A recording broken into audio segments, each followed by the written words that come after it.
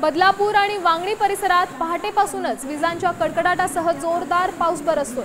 मुसळधार पावसामुळे सकाळच्या सुमारास बदलापूर रेल्वे स्टेशनमधील ट्रॅकवर पाणी साचलं होतं। मात्र याचा वाहतुकीवर फारसा परिणाम झाला नाहीये।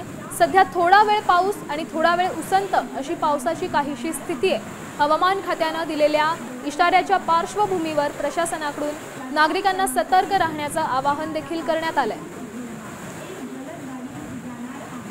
सध्या बदलापुरातली ही दृश्य आहेत। बदलापुरात देखील रेल्वे स्टेशन आणि रेल्वे ट्रॅकवर हे जे पाणी साचलेलं आपण पाहतोय, त्यामुळे रेल्वे सेवा काहीशी विस्कळीत झाली।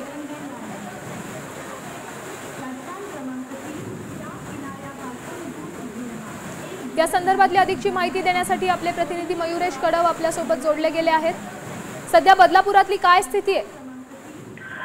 बदलापुरात सकाळपासूनच पाऊस पडतोय, मात्र थोडा वेळ उसंत आणि थोडा वेळ पाऊस अशी स्थिती आहे।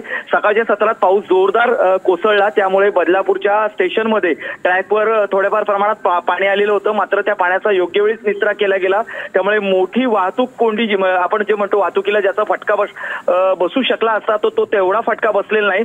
मात्र या ठिकाणी एक आवर्जून सांगावंसं वाटतं की उल्हास नदी जी आहे ती उल्हास नदी दुथडी भरून वाहतीये, ती पात्राबाहेर पडली आहे आणि वांगणी आणि बदलापूर रेल्वे स्टेशनच्या दरम्यान ही नदी रेल्वे ट्रॅकला समांतर वाहते आणि जर का पाऊस असाच पडत राहिला तर हे पाणी ट्रॅकवर येऊ शकतं आणि 2019 सालाला महालक्ष्मी एक्सप्रेस ज्या पद्धतीने ट्रॅकवर अडकली होती तर तशी परिस्थिती